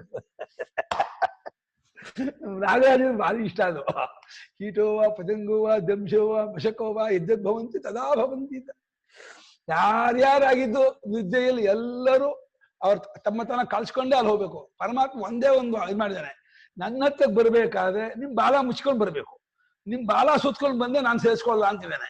ಹಾಗಾಗಿ ಸುಷುಪ್ತಿಯಲ್ಲಿ ಸಿಂಹನು ಸಿಂಹವಾಗಿರಲ್ಲ, ಹುಲಿ ಆಗಿರಲ್ಲ, ತೋಳ ಆಗಿರಲ್ಲ, ನಾಯಿ ಇರಲ್ಲ, ಎಲ್ಲರೂ ಅವ್ರ ದೇವತೆಗಳು ಬಿಟ್ಕೊಂಡೇ ಹೋಗ್ಬೇಕು. ಪರಮಾತ್ಮನ ಹತ್ರ ಹೋಗ್ಬೇಕಾದ್ರೆ ನಿಮ್ದು ಏನು ಪರಿವಾರ ಬಾಲ ಗೀಲ ಇಲ್ಲದೆ ಇದ್ರೆ ಅವ್ನು ಅಕ್ಸೆಪ್ಟ್ ಮಾಡ್ಕೊತಾನೆ. ಒಂದ್ ಸ್ವಲ್ಪ ಏನಾಯ್ತ್ಕೊಂಡ್ಬಿಟ್ರು ಬೇರೆ ಇಟ್ಬಿಡ್ತಾನೆ. ಹೋಗ್ ನೋಡು, ನೀನ್ ಬೇರೆ, ನೀನ್ ದ್ವೈತ ಬೇರೆ, ಅವಿದ್ಯಾ ದೃಷ್ಟಿನ ಭಿನ್ನ ಆದಂತ ಆಗ್ಬಿಡ್ತಾನೆ. ಇದಿದೆಯಲ್ಲ ಭೇದ ದೃಷ್ಟಿ, ಅವಿದ್ಯಾ ದೃಷ್ಟಿ, ಅದು ಒಂಥರ ಬಹಳ ಬೇಸರ ದೃಷ್ಟಿ. ನಮ್ಮನ್ನು ಬೇರೆಯಾಗಿ ನೋಡಿದ್ರು, ನಮ್ಮನ್ನು ತಿರಸ್ಕಾರ ಮಾಡಿದ್ರು, ನಮ್ಮನ್ನು ದೂರ ಮಾಡಿದ್ರು ಅಂದ್ರೆ ಬಹಳ ಹಿಂಸೆ ಆಗುತ್ತೆ ಮಾಡಿಸ್ಕೊಂಡವ್ರಿಗೆ. ಪರಮಾತ್ಮ ನಮ್ಮನ್ನು ಬೇರೆ ಮಾಡಿಬಿಟ್ರೆ ನಿಮ್ಗೆ ಎಷ್ಟು ಬೇಜಾರ ಬೇಡ. ನೀವು ಮಾಡ್ಬೋದಾ ಪರಮಾತ್ಮ? ಇನ್ನು ಹೊಟ್ಟೆಗಿರುವ ನಮ್ಮನ್ನು ನೀನ್ ಬೇರೆ ಮಾಡ್ತೀನಿ ಅಂತೀಯಲ್ಲ, ಹೀಗೆ ಮಾಡ್ಬೋದಲ್ಲ ಸ್ವಾಮಿ? ಏನಪ್ಪಾ ನೀನ್ ಹೀಗೆ ಮಾಡ್ತೀಯಲ್ಲ? ಇಲ್ಲೋ ನಾನ್ ಮಾಡಿಲ್ಲ, ನೀನ್ ಮಾಡ್ಕೊಂಡೆ, ನಾನೇನ್ ಮಾಡ್ಲಿ? ನೀನ್ ಓಡೋಗ್ತಿದೀಯಾ, ನಾನ್ ಹಿಡ್ಕೊಂಡ್ ಬಂದ್ರೆ ಮೈಗ ಎಣ್ಣೆ ಹಚ್ಕೊಂಡ್ಬಿಟ್ಟು ಕೈ ಜಾರೋಂಗ್ ಮಾಡಿದ್ಯಾ, ಓಡ್ ಹೋಗ್ತೀಯಾ, ನಾನು ಸಿಗೋದೇ ಇಲ್ಲ, ನಾನು ಹಿಡ್ಕೊಂಡ್ ಬರ್ತಾ ಇದ್ದೀನಿ, ನೀನ್ ಸಿಗುತ್ತಾನಿಲ್ಲ ನನ್ನ ಕೈಗೆ ಅಂತ ಅವನು ಅಂತಿದ್ದಾನೆ. ಕಳ್ಳರು ಕೈಗೆ ಎಣ್ಣೆ ಹಚ್ಕೊಂಡ್ ಬಂದ್ಬಿಡ್ತಾರಂತೆ, ಹಿಡ್ಕೊಂಡ್ಬಿಟ್ಟು ಜಾರ್ಕೊಂಡು ಹೋಗುತ್ತೆ ಅಂತ, ಹಿಡಿಯಕ್ಕಾಗಲ್ಲ ಅಂತ. ಹಂಗೆ ಅವಿದ್ಯಾನ ಎಣ್ಣೆ ಹಚ್ಕೊಂಡ್ಬಿಟ್ಟು ಓಡ್ ಹೋಗ್ತಾ ಇದ್ದೀವಿ. ಭವತಿ ಕಶ್ಚಿತ್ ಅತ್ಯಂತ ಸುಖ ಸಾಧನ ವಿಶಿಷ್ಟೋಪಿ ದುಃಖ ರೂಪ ಯಥಾ ತಪಃ. ಒಂದಾನೊಂದು ಸಾಧನ ಇದೆ, ಅದು ಬಹಳ ಹೆಚ್ಚಿನ ಸುಖವನ್ನು ಪಡೆಯೋದಕ್ಕೆ ಸಾಧನ ಇದೆ. ಬ್ರಹ್ಮಲೋಕ ಅಂತ ಉತ್ತಮ ಲೋಕವನ್ನು ಪಡೆಯೋದಕ್ಕೆ ಸಾಧನ. ಆದ್ರೆ ಅನುಷ್ಠಾನ ಮಾಡುವಾಗ ಅತ್ಯಂತ ಕಠಿಣ. ತಪಸ್ಸಿದೆಯಲ್ಲ, ಅದು ಎರಚಲು ಪದ ಕೇಳಿದ್ದೀರಿ ನೀವು? ಎರಚಲು ಅಂದ್ರೆ ಈ ತುಂಬಾ ಹಸಿವಾದಾಗ ಬೆಂಕಿ ಹಾಕ್ಬಿಡ್ತಾರೆ ಹೊಟ್ಟೆ ಒಳಗೆ, ಅದು ದಿನಗಟ್ಟಲೆ ಉಪವಾಸ ಇದ್ಬಿಡ್ತಾರೆ. ಅದು ವಾನಪ್ರಸ್ಥರಿಗಂತೂ ಅದು ಉಪವಾಸವೇ ಪ್ರಧಾನವಾದ ತಪಸ್ಸಾದ್ರಿಂದ ಬೆಂಕಿ ಹಾಕಿದಂಗೆ ಆಗುತ್ತೆ ಹೊಟ್ಟೆ ಒಳಗೆ. ಅಷ್ಟು ಒದ್ದಾಡ್ಕೊಂಡು ತೀರಾ ಆಗಲ್ಲ ಅನ್ನುವಾಗ ಒಂದ್ ಸ್ವಲ್ಪ ಎಲೆನೋ ಒಂದು ಕಂದಮೂಲವನ್ನೋ ಏನೋ ತಿಂತಾರೆ, ಮತ್ ಜಪ ಮಾಡ್ತಾರೆ. ಮತ್ತೆ ಬೇಸಿಗೆ ಕಾಲದಲ್ಲಿ 5 ಬೆಂಕಿ ಮಧ್ಯ ಕೂತ್ಕೊಂಡು ಜಪ ಮಾಡ್ತಾರೆ. ಡಿಸೆಂಬರ್ ಜನವರಿಲಿ ನಿಂತು ನೀರಲ್ಲಿ ಹೋಗಿ ಸ್ನಾನ ಮಾಡ್ತಾರೆ. ಹರಿಯಾದ ನೀರಾದ್ರೂ ಬೆಚ್ಚಗಿರುತ್ತೆ. ಆ ಹೊಂಡ ಹಾಕಿ ಇದನ್ನ ನೀರು ಇರುತ್ತಲ್ಲ, ಅದು ಟ್ಯಾಂಕ್ ನೀರು ಕೈ ಎದ್ದಕ್ಕಾಗಲ್ಲ, ಅಲ್ಲಿ ಸ್ನಾನ ಮಾಡ್ತಾರೆ. ಹಗಲೆಲ್ಲ ನಿಂತೇ ಇರ್ತಾರೆ, ಕೂರೋದೇ ಇಲ್ಲ. ರಾತ್ರಿ ಕೂತ್ಕೊಂಡು ನಿದ್ದೆ ಮಾಡ್ತಾರೆ, ಮಲಗೋಲ್ಲ. ಅವ್ರು ಮಳೆ ಬಂದ್ರು ಅಲ್ಲೇ ಹೊರಗಡೆನೇ ಇರ್ತಾರೆ. ಆಮೇಲೆ ಹುಲಿ ಬಂದು ಯಾವ್ದು ಬಂದು ಓಡಿಸೋ ಹಾಗಿಲ್ಲ ಅವರು. ಹಾವು ಬಂದು ಈ ಪಕ್ಕಕ್ಕೆ ಹೋಗ್ಬೇಕಾದ್ರೆ ಹಾವನ್ನು ಯಾವ್ದನ್ನು ಓಡಿಸೋ ಹಾಗಿಲ್ಲ. ಜಪ ಕೂದಾಗ ಆ ಪಕ್ಕ ಬಂದು ಸುಮ್ಮನೆ ಇರಬೇಕು, ಕಚ್ಚಿಸ್ಕೋಬೇಕು, ಏನು ಮಾಡಬೇಕು. ಅವರು ಆ ತಪಸ್ಸಿದೆಯಲ್ಲ, ತಪಗಿತಿ ತಪೋ ನಾನಶನ ಪರಂ ಯದ್ಧಿ ಪರಂ ತಪಸ್ತದ್ದುರ್ಧರ್ಷಂ ತದ್ದುರಾಧರ್ಷಂ. ಶ್ರುತಿ ಇದೆ, ದುರ್ಧರ್ಷ ದುರಾಧ ಎದುರಿಸಕ್ಕೆ ಆಗಲ್ಲ, ಅದನ್ನ ಫೇಸ್ ಮಾಡೋಕ್ಕೆ ಆಗಲ್ಲ, ಅಷ್ಟು ಕಠೋರ ಅದು. ಆದ್ರೆ ಜಿತವಾಯ್ತು ತಪಸ್ಸು ಅಂದ್ರೆ ಬ್ರಹ್ಮಲೋಕ ಪ್ರಾಪ್ತಿಗೆ ಸಾಧನ, ಅದು ಉತ್ತಮ ಲೋಕ ಪ್ರಾಪ್ತಿ. ಆದ್ರೆ ಕಷ್ಟ, ಹಿತ ಅಲ್ಲ. ಸುಖ ಇರ್ಬೋದು, ಸುಖ ಸಾಧನವಾದರೂ ದುಃಖ ರೂಪ ಇದಾರೆ. ಅಯಂತು ನ ತಥಾ, ಇದು ಹಾಗಲ್ಲ. ಈ ಜ್ಞಾನ ಇದೆಯಲ್ಲ, ಬಹಳ ರಸಬಾಳೆ ಹಣ್ಣು ಇದ್ದಂಗೆ. ಸುಲಿದ ರಸಬಾಳೆ ಹಣ್ಣು ತಿನ್ನೋದು ಎಷ್ಟು ಈಸಿಯೋ ಅಷ್ಟು ನಾವೇ ಬಿಟ್ಕೊಂಡ್ರೆ ಆಯ್ತು. ಅನಾತ್ಮ ಬಿಟ್ಕೊಂಡ್ಬಿಟ್ರೆ ಟಕ್ಕನ ತಗೊಳ್ಕೊಳುತ್ತೆ. ಅಷ್ಟು ಸುಲಭವಾಗಿ ಈಸಿಯೆಸ್ಟ್ವೆ, ಸುಲಭವಾಗಿ ಕಂಡ್ಕೋಬಹುದು ಮತ್ತು ಹಿತವೂ ಹೌದು. ಬಹಳ ಪ್ಲೆಸೆಂಟ್ ಆಗಿರುತ್ತೆ. ಗೊತ್ತಾಗ್ಬಿಡ್ತು ಅಂದ್ರೆ ಆ ಹಿತ ಅಂದ್ರೆ ಬೆಟ್ಟ ತಲೆಯಿಂದ ಕೈಗೆ ಇಳಿಸಿದಷ್ಟು ಹಿತವಾಗ್ಬಿಡುತ್ತೆ. ಕಿಂತರಿಹಿ ಸರ್ವಸತ್ವಾನಾಂ ಸುಖ. ಮತ್ತೇನು ಅಂದ್ರೆ ಎಲ್ಲಾ ಪ್ರಾಣಿಗಳಿಗೂ ಸುಖ ಅಂತ ಭಾಷಿಕರು ಎರಡಕ್ಕೂ ಉದಾಹರಣೆ ಕೊಡ್ಬೋದಾಯ್ತು. ಸುಖ ಸಾಧನವಾಗಿ ದುಃಖ ರೂಪಾನಿಗೆ ಮುಂದಿದ್ಯಾ? ತಥಾ ಇಹ ಭವತಿ ಕಶ್ಚಿತ್ ವಿಷಯೋಪಭೋಗ ಸುಖ ನ ಹಿತಃ. ಹಾಗೆ ಇಲ್ಲಿ ವಿಷಯಗಳನ್ನು ಈಗ ಬೋಂಡ ಗಿಂಡ ತಿನ್ನೋದಿಲ್ಲ, ಖಾರವಾಗಿರುತ್ತೆ. ಆ ಲಟ್ಟ ಹಾಕೊಂಡು ತಿಂತಿರ್ತಾರೆ. ಚೆನ್ನಾಗಿದೆ, ಇನ್ನೊಂದು ಕೊಡು ಅಂತ ಹೇಳ್ಬಿಟ್ಟು ಆ ಖಾರ ಬೋಂಡ ಎಣ್ಣೆ ತಿನ್ಕೊಂಡಾಗ ತಿನ್ಬಿಡ್ತಾನೆ. ಸಂಜೆ ಹೊತ್ತಿಗೆ ನಾಲ್ಗೆಲ್ಲ ಗುಳ್ಳೆ, ಹೊಟ್ಟೆ ಎಲ್ಲ ಗುಡುಗುಡು ಅಂತ ಇದೆ. ಆಯ್ತು ಕಂಡ್ರೆ ಹೊಟ್ಟೆ ಗುಡುಗುಡು ಅಂತಂದ್ರೆ ಬೇಗ ಟಾಯ್ಲೆಟ್ ಯಾರು ಹೋಗಿರ್ಬೇಡಿ, ಟಾಯ್ಲೆಟ್ ಓಪನ್ ಆಗಿರ್ಲಿ ಯಾವಾಗಲೂ. ಎಂಗೇಜ್ ಆಗೋದು ಬೇಡ. ಟಾಯ್ಲೆಟ್ ಅನ್ನೋದು ಎಂಗೇಜ್ ಆಗ್ಬಿಡ್ತು ಅಂದ್ರೆ 2 ಕಂಬದಲ್ಲಿ ಎಳ್ದು ಬಿಡುತ್ತೆ ಡ್ರಿಂಗ್ ಅಂತ. ಹೋಗಿ ಮುಟ್ಟಕ್ಕೆ ಆಗಲ್ಲ, ಟಾಯ್ಲೆಟ್ ಮುಟ್ಟಕ್ಕೆ ಆಗಲ್ಲ. ಪಡ್ಕೊಳ್ಳುವಾಗಲೂ ಸುಖ, ಆಮೇಲೂ ಹಿತ. ಇದು ಲೌಕಿಕವಾದಂತಹ ಕೆಲವು ಪದಾರ್ಥ ವಿಷಯ ಭೋಗ ಸುಖವಾಗಿರುತ್ತೆ, ಆದ್ರೆ ಹಿತ ಅಲ್ಲ. ಬಹಳ ಸೈಡ್ ಎಫೆಕ್ಟ್ ತುಂಬಾ ಇರುತ್ತೆ. ಆ ಕೆಲವು ಸಿನಿಮಾ ನೋಡ್ತಾ ಕಣ್ಣು ಉರಿ ಹತ್ಕೊಂಡ್ಬಿಡುತ್ತೆ. ನೋಡ್ತಿರ್ತಾರೆ, ಟಿವಿ ನೋಡ್ತಾ ಆಗಲ್ಲ ಕಣ್ಣು ಉರಿ ಅಂತ ಹೇಳಿ ಕಣ್ಣು ಮುಚ್ಕೊಂಡು ನಿದ್ದೆನೆ ಬರಲ್ಲ ಉರಿತಾ ಇದ್ರೆ. ಅಯಂತು ಸುಖ ಹಿತಶ್ಚ. ಸುಖಂ ಅನ್ಬೇಕಾಗಿತ್ತಲ್ವ, ಸುಖ ಅನ್ಬಿಟ್ರಲ್ಲ ಹೆಂಗ? ಯೋಗ ವಿಶೇಷ, ಯೋಗಕ್ಕೆ ವಿಶೇಷವಾದ್ದರಿಂದ ಸುಖ ಮಾಡಿದೆ. ಸುಖಂ ಅಸ್ಯ ಅಸ್ತಿ ಇತಿ ಧನಂ ಅಸ್ಯ ಅಸ್ತಿ ಇತಿ ಧನಃ. ಸಂಸ್ಕೃತದಲ್ಲಿ ಬಹುವ್ರೀಹಿ ಸಮಾಸ ಅಂತ ಒಂದು ಸಮಾಸ ಇದೆ. ಆ ಸಮಾಸದಲ್ಲಿ ಎಲ್ಲಾ ಲಿಂಗವನ್ನು ಎಲ್ಲಕ್ಕೂ ದಾಟ್ಕೊಳ್ಬೋದು. ಸುಖಿ ಮಾಡ್ಬೋದು, ಸುಖ ಮಾಡ್ಬೋದು, ಸುಖಂ ಮಾಡ್ಬೋದು, ಸುಖಿನೀ ಮಾಡ್ಬೋದು. ಅದನ್ನ ವಿಶೇಷ. ಸಂಸ್ಕೃತ ಪಾಠ ಮಾಡೋಣ ದಿನ ಒಂದು ಅರ್ಧ ಗಂಟೆ. ಅದೇ ಇರಬೇಕು. ಇದು ಅಗಲದೇ ಇರೋ ಸ್ವರೂಪ. ಪ್ರಚಲಿತ ಅಂದ್ರೆ ಅಲುಗಾಡುತ್ತಿಲ್ಲ, ಅಪ್ರಚಲಿತ ಅಂದ್ರೆ ಅಲುಗಾಡದ, ಬದಲಾವಣೆ ಇಲ್ಲದ, ಬಿಟ್ಟೋಗದೇ ಇರೋ ಸ್ವರೂಪ ಅದು. ಎಲ್ಲವೂ ಬಿಟ್ಟೋಗುತ್ತೆ. ಅದು ಒಂದು ಬಿಟ್ಬಿಟ್ರೆ ಸರ್ವಂ ವಿನಶ್ಯದ್ವಿಕಾರ ಜಾತಂ ಪುರುಷಾಂತಂ ವಿನಶ್ಯತಿ ಪುರುಷೋ ಹಿ ವಿನಾಶ ಹೇತ್ವಭಾವಾತ್ ಅವಿನಶ್ಯತಿ ಅಂತ ಸೂತ್ರ ಭಾಷೆಯಲ್ಲಿ ಶಂಕರಾಚಾರ್ಯ ಬರೀತಾರೆ. ಎಲ್ಲವೂ ಪ್ರಚಲಿತ ಸ್ವಭಾವ. ಈ ತತ್ವ ಇದೆಯಲ್ಲ, ಈ ಪರಮಾರ್ಥ ತತ್ವ, ಇದು ಒಂದು ಅಪ್ರಚಲಿತ ಸ್ವಭಾವ. ಹಾಗಾದ ಅಲುಗಾಡದ, ಬದಲಾವಣೆ ಇಲ್ಲದ ಸ್ವಭಾವದ್ದಾಗಿರುವುದರಿಂದ ಇದು ಸುಖವೂ ಹಿತವೂ ಆಗಿದೆ. ಕಿಂಚ ಅವಿವಾದ, ಮತ್ತು ಏನು ಅಂದ್ರೆ ವಾದಕ್ಕೂ ಅವಕಾಶವಿಲ್ಲ. ಇಲ್ಲಿ ಲೋಕದಲ್ಲಿ ನಮ್ಗೆ ಹಿತವಾದದ್ದು, ಸುಖವಾದದ್ದು ಬಿಟ್ಟು ಹೋಗ್ಬಿಟ್ರೆ ದುಃಖ ಆಗ್ಬಿಡುತ್ತೆ. ನಮ್ಮ ಸ್ನೇಹಿತರು ಬಂದಿರ್ತಾರೆ, ಅಪರೂಪಕ್ಕೆ ಬಂಧುಗಳು ಮನೆ ಬಂದಿರ್ತಾರೆ. ಇವಾಗ ನಾನು ಹೋಗ್ತೀನಿ ನಾಳೆಯಿಂದ, ಇರೋ 2 ದಿವಸ ನಂಗೆ ಟೈಮ್ ಇಲ್ಲ ಅಂದ್ರೆ, ಇರೋ ಪ್ಲೀಸ್ ಇರೋ ಪ್ಲೀಸ್, ಇಲ್ಲ ಮಾರಾಯ ನಂಗೆ ತುಂಬಾ ಕಷ್ಟ ಇದೆ ಅಂತ ಅವ್ನು ಹೊರಟೋಗ್ಬಿಟ್ರೆ ಬೇಜಾರು. ಬಂದ ಸುಖ ಇರುತ್ತೆ, ಹೋಗ್ಬಿಡ್ತಾರಲ್ಲ ದುಃಖ ಆಗತ್ತೆ. ಅದು ಹಿತವಾಗಿರುತ್ತೆ, ಎಷ್ಟು ಜಾಸ್ತಿ ಜನಕ್ಕೆ ಆಗಲ್ಲ. ಯಾವುದು ವಿಷಯ ಸುಖ ಇದೆಯಲ್ಲ, ಸಂಸರ್ಗದಿಂದ ಉಂಟಾಗೋದ್ರಿಂದ ಅದು ದುಃಖ, ಭಯ, ಅನಿತ್ಯ ಕಟ್ಟಿಟ್ಟ ಬುತ್ತಿ. ಆದರೆ ಇದು ಯಾವ ರೀತಿ ಬದಲಾವಣೆ ಆಗದಿರೋದು ನಿತ್ಯ ಸುಖ ಹಿತ. ಮತ್ತು ಅವಿವಾದನ, ವಾದಕ್ಕೆ ಅವಕಾಶ ಅಲ್ಲ ಇಲ್ಲಿ. ಯಾಕಂದ್ರೆ ವಾದ ಇರಬೇಕಾದ್ರೆ ಪಕ್ಷ ಪ್ರತಿಪಕ್ಷ ಇರಬೇಕು. ಅದು ಅದ್ವೈತದಲ್ಲಿ ಎಲ್ಲವೂ ಒಂದೇ ಆಗಿರುವಾಗ ವಾದಕ್ಕೆ ಅವಕಾಶವೇ ಇಲ್ಲ. ವಿರುದ್ಧಂ ವದನಂ ವಿವಾದ ಪಕ್ಷ ಪ್ರತಿಪಕ್ಷ ಪರಿಗ್ರಹೇಣ ಯಸ್ಮಿನ್ ನ ವಿದ್ಯತೆ ಸಹ ಅವಿವಾದ.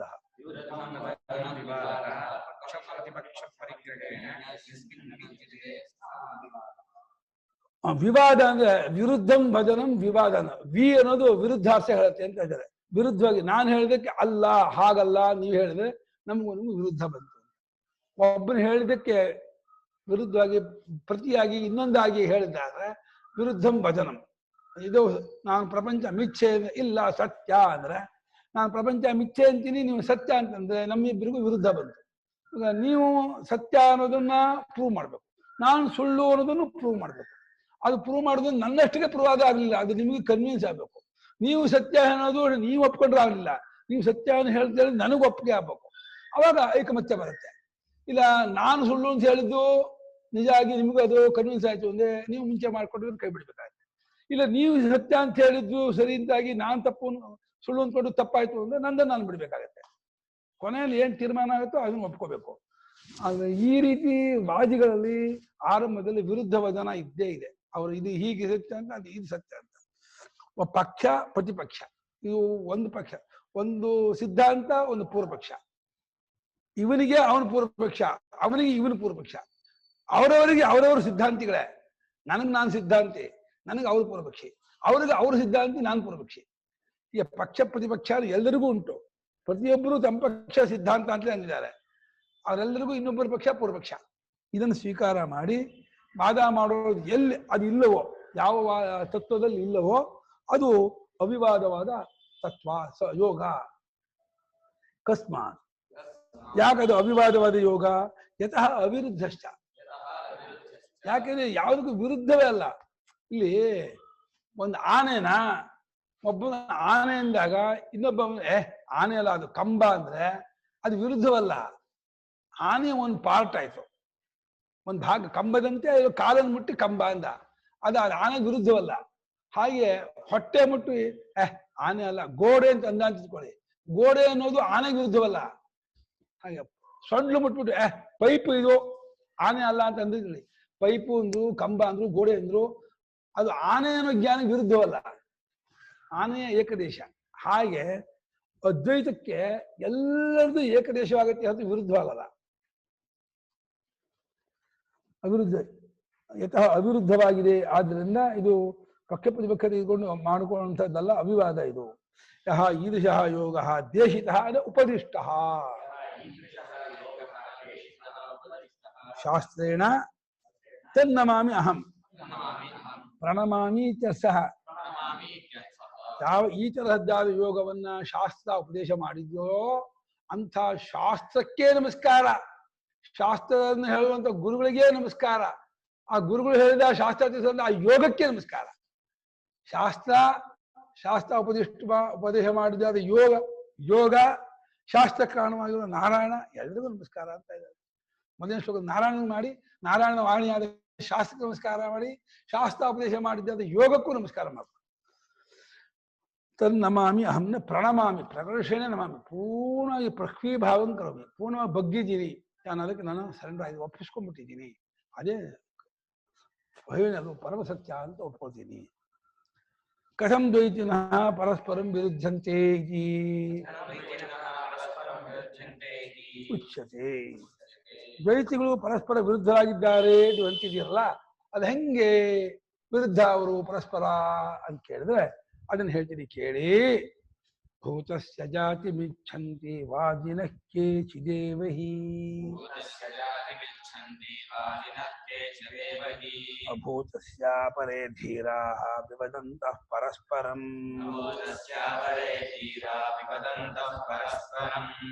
ಭೂತಸ್ಯ ಜಾತಿಮಿಚ್ಛಂತಿ ವಾದಿನಃ ಕೇಚಿದೇವ ಹಿ ಅಭೂತಸ್ಯ ಪರೇ ಧೀರಾ ವಿವದಂತಃ ಪರಸ್ಪರಂ. ಭೂತಸ್ಯ ಜಾತಿಂ ಇಚ್ಛಂತಿ ವಾದಿನಃ ಕೇಚಿತ್ ಏವ ಹಿ ಅಭೂತಸ್ಯ ಅಪರೇ ಧೀರಾಃ ವಾದಿನಃ ವಿವದಂತಃ ಅಪಾರ ಆಗಿಲ್ಲ, ಅಪಾರ ಆಗಿರ್ಲಿಲ್ಲ, ಬಡಬಡ ಕಣ್ ಕಾಣ್ದೇನೆ ಮೇಲೇನು ಹೋಗ್ಬಿಡುತ್ತೆ. ಅಪಹಾರ ಆಗದೆ ಹೋದ್ರೆ ಎಲ್ಲೆಲ್ಲ ಎರಡೆರಡು ಏನು ಕಾಣ್ಬಿಡುತ್ತೆ. ಕೇಚಿದೇವ ವಾದಿನ, ಕೆಲವೇ ಏವ ಶಬ್ದ ಇದ್ದದ್ದು ಹುಟ್ಟತ್ತೆ ಅಂತ ಹೇಳೋದು ತುಂಬಾ ಕಮ್ಮಿಗಳಂತೆ ವೇದಾಂತಿಗಳು ಮತ್ತು ಸಾಂಖ್ಯರು. ಬಾಕಿ ಎಲ್ಲರೂ ಇಲ್ಲದ್ದು, ಲೋಕದವರು ಇಲ್ಲದ್ದು ಹುಟ್ಟತ್ತೆ ಅಂತ ಹೇಳೋದು ಗೊತ್ತಾ. ಪಾಪ ಅವ್ನ ಮಗುವೇ ಆಗಿಲ್ವಂತೆ, ಮಕ್ಕಳೇ ಇಲ್ವಂತೆ, ಈಗ ಮಕ್ಕಳಾಯ್ತು, ಅವ್ನ ಮನೆ ಇರ್ಲಿಲ್ಲ ಮನೆ ಆಯ್ತು, ದುಡ್ಡಿರ್ಲಿಲ್ಲ ದುಡ್ಡು ಬಂತು.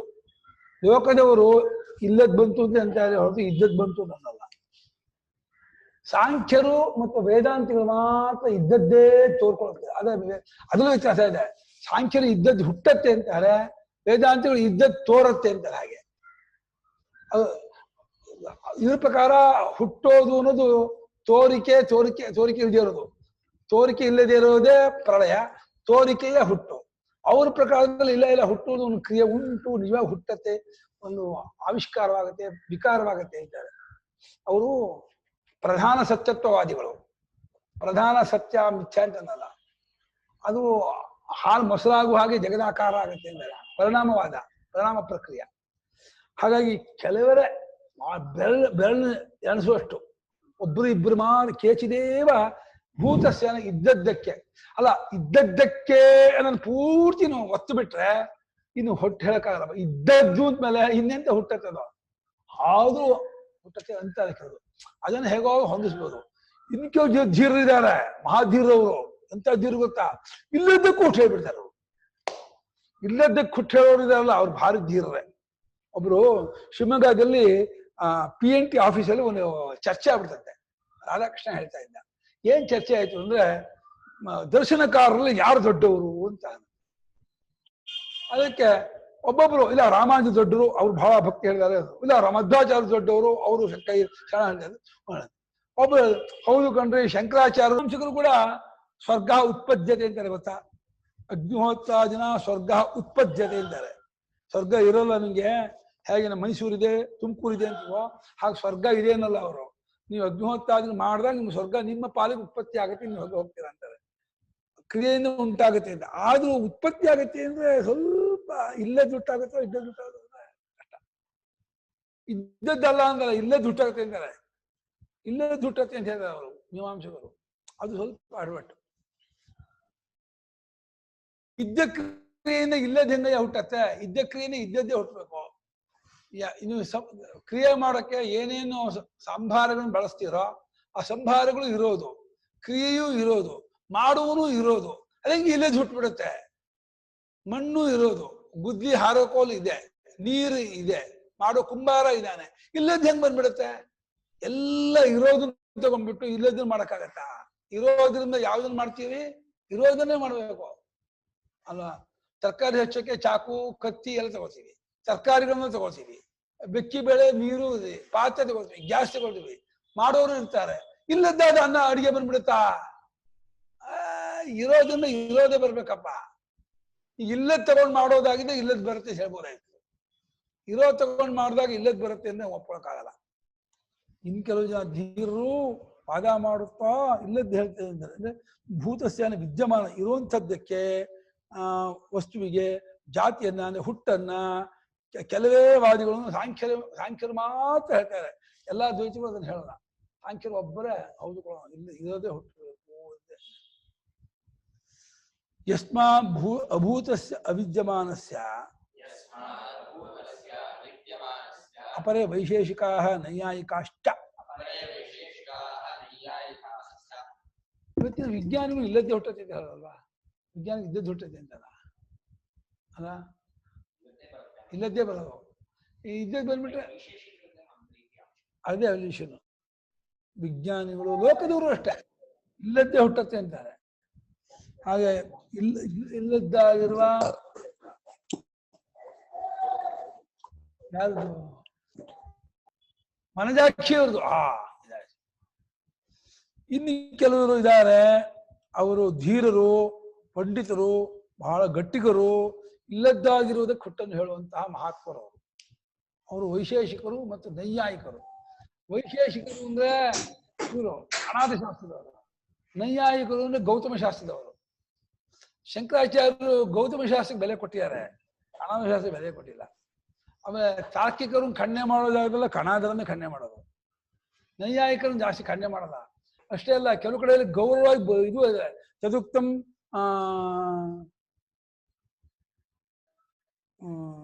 ದುಃಖ ಜನ್ಮ ಪ್ರವೃತ್ತಿ ಮಿಥ್ಯಾಜ್ಞಾನಾಂ ಉತ್ತರೋತ್ತರಾಪಾಯ ತದಂತರಾಪಾಯಾದ ವರ್ಗ ಅಂತೇಳಿ ನ್ಯಾಯಶಾಸ್ತ್ರವನ್ನು ಅವರು ಪ್ರಮಾಣ ತಗೊಂಡ್ಬಿಟ್ಟಿದ್ದಾರೆ. ನ್ಯಾಯಶಾಸ್ತ್ರ ಕಡೆ ಸ್ವಲ್ಪ ಒಲಿದೆ, ಅದು ಚೆನ್ನಾಗೂ ಇದೆ. ಆ ನ್ಯಾಯಶಾಸ್ತ್ರ ನಾನು ನಾನು ತಂದಿದ್ದೀನಿ, ಭಾಷ್ಯ ತಂದು ಓದಿದೆ. ಆ ಭಾಷೆ ಶಂಕರಾಚಾರ್ಯ ಭಾಷೆಗೆ ಸೂತ್ರ ಭಾಷೆದಂಗೆ ಇದೆ ಶೈಲಿ. ತುಂಬ ಉತ್ತಮವಾದಂಥ ಭಾಷೆ, ತುಂಬ ಸರಳವಾದ ಭಾಷೆ, ವಿಷಯ ತುಂಬ ಚೆನ್ನಾಗಿದೆ. ಇಲ್ಲಿ ಅವಚ್ಛಿನ್ನ ವಿಚ್ಛೇದಕ ಮಾಡಿ ಶಿರಚ್ಛೇದ ಮಾಡುವಂಥದ್ದು ಏನೂ ಇಲ್ಲ ಅಲ್ಲಿ. ಕೆಟ್ಟ ತರ್ಕ ಇದು. ಧೀರರು ಅಂದ್ರೆ ಧೀಮಂತಹ, ಧೀರಾಹ ಧೀಮಂತಹ. ಧೀರರು ಧೀಮಂತರು ಇಲ್ಲದನ್ನು ಹುಟ್ಟತ್ತೆ ಅಂತ. ಪ್ರಾಜ್ಞಾಭಿಮಾನಿನ ಸಹ ಬಾರಿ ಅದಕ್ಕೆ ವಿಶೇಷ ಕೊಡ್ತಾ ಇದ್ದಾರೆ. ಅವರು ಧೀರರು, ಧೀಮಂತರು, ಪ್ರಾಜ್ಞಾಭಿಮಾನಿಗಳು. ನಾವೇ ಪ್ರಪಂಚದ ಅತ್ಯಂತ ಪಂಡಿತರು. ಅಪ್ರಾಜ್ಞಾ ಆತ್ಮಾನಂ ಪ್ರಾಜ್ಞತ್ವೇನ ಮನ್ಯಂತೆ ಪ್ರಾಜ್ಞಾಭಿಮಾನಿನಃ ಅಂತ ಸಮಾಸ. ಪಂಡಿತಂ ಮನ್ಯಂತೆ, ಪ್ರಾಜ್ಞರಲ್ಲದೆ ತಮ್ಮನ್ನು ಪ್ರಾಜ್ಞರು ಅಂತ ಅಂದ್ಕೊಂಡವರು ಪ್ರಾಜ್ಞಾಭಿಮಾನಿಗಳು. ಅಭಿಮಾನ ಅಷ್ಟೇ ಇದೆ ಅವರಿಗೆ, ಪ್ರಾಜ್ಞರು ಅಂತ. ಪ್ರಾಜ್ಞರಾಗಿಲ್ಲ ಅವರು ಅಂತ. ವಿವದಂತಹ ವಿರುದ್ಧಂ ವದಂತಹ ಹೀ ಅನ್ಯೋನ್ಯಂ ಇಚ್ಛಂತಿ ಜೇತುಂ ಇತ್ಯಭಿಪ್ರಾಯ. ಇದು ವಾದ ಮಾಡ್ತಾ ಕಚ್ಚಾಡ್ತಾ ಪರಸ್ಪರ ಗೆಲ್ಲುವುದಕ್ಕೆ ಇಷ್ಟಪಡ್ತಾರಂತೆ. ಜಿಗೀಷರು, ಜಿಜ್ಞಾಸುಗಳಲ್ಲ. ಜಿಜ್ಞಾಸುಗಳು ಬೇರೆ, ಜಿಗೀಷುಗಳು ಬೇರೆ. ತಿಳ್ಕೋಬೇಕು ಅಂತ ಇಷ್ಟಪಟ್ಕೊಂಡವರು ಜಿಜ್ಞಾಸುಗಳು, ಗೆಲ್ಲಬೇಕು ಅಂತ ಇಷ್ಟಪಟ್ಕೊಂಡವರು ಜಿಗೀಷುಗಳು. ಜೇತುಮಿಚ್ಛ ಜಿಗೀಷ. ಜಿಗೀಷರಾಗಿ ಗೆಲ್ಲಬೇಕು ಅಂದ್ಕೊಂಡವರಾಗಿ ಅವರು ಪರಸ್ಪರ ವಾದ ಮಾಡ್ಕೋ ಇರ್ತಾರೆ. ಆ ವಾದ ಇದು ಆಗಲ್ಲ, ಕೊನೆ ಆಗಲ್ಲ. ಯಾಕಂದ್ರೆ ಇವ್ರದನ್ನು ಅವ್ರು ಒಪ್ಪಲ್ಲ, ಅವ್ರದನ್ನು ಒಪ್ಪಲ್ಲ, ವಾದಲೇ ಇದಾಗತ್ತೆ. ಹಾಗೆ ನಿಮ್ಮ ಅಭಿಪ್ರಾಯ ಏನು ಇದಕ್ಕೆ? ಶಂಕರಾಚಾರ್ಯಕ್ಕೆ ಇದು ಪೂರ್ವಪಕ್ಷಿ ಕೇಳಿದ್ದಾನೆ. ತೈಹಿ ಏವಂ ವಿರುದ್ಧ ವಚನೇನ ಅನ್ಯೋನ್ಯ ಪಕ್ಷ ಪ್ರತಿಷೇಧಂ ಕುರ್ವದ್ಭಿಃ ಕಿಂಖ್ಯಾಪಿತಂ ಭವತಿ ಇತಿ ಉಚ್ಯತೆ. ಅವರು ಈ ರೀತಿ ವಿರುದ್ಧವಾಗಿ ಹೇಳೋಣದ್ರಿಂದ, ವಿರುದ್ಧವಾದ ಒಂದು ಹೇಳಿಕೆಯನ್ನು ಕೊಡೋಣದ್ರಿಂದ ಪರಸ್ಪರ ಒಂದು ಪಕ್ಷ ಪ್ರತಿಪಕ್ಷವನ್ನು ಇಟ್ಕೊಂಡು ವಾದ ಮಾಡಿ ಅವ್ರು ವಾದ ಮಾಡುತ್ತಿರೋಣದ್ರಿಂದ ಅವ್ರಿಗೆ ಏನ್ ತೋರಿಸ್ಕೊಟ್ಟಂಗಾಗತ್ತೆ, ಅವ್ರಿಗೆ ಏನನ್ನ ಹೊರಗಡೆ ಹಿಡಿದಂಗಾಗತ್ತೆ ಅಂತ ಕೇಳಿದ್ರೆ ಅದು ನಾವು ಅದಕ್ಕೊಂದು ತೀರ್ಮಾನ ಕೊಡ್ತೀವಿ ಅಂತಾರೆ.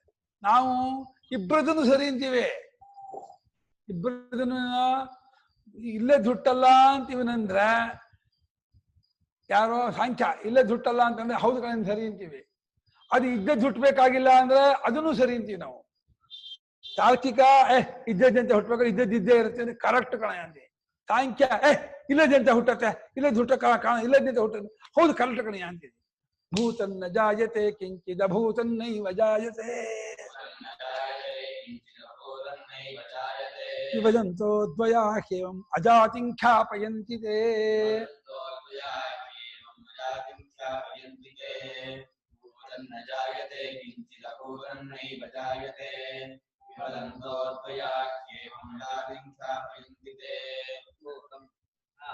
ಜಾಯತೆ ಕಿಂಚಿತ್ ಅಭೂತಂ ನ ಏವ ಜಾಯತೆ ವಿವದಂತಃ ದಯಾಹನ ದ್ವೈತಿನ ಹಂಗ ದ್ವಯರು ಅಂತ ಅವರಿಗೆ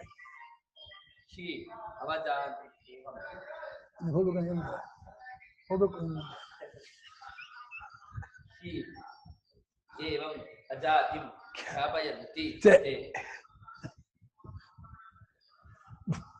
ಭೂತನ್ನ ಜಾಯತೆ ಏನಪ್ಪಾ ಏನೇ ಅನ್ನೋ ಸಾಂಖ್ಯ ಹೇಳ್ಬೋದು.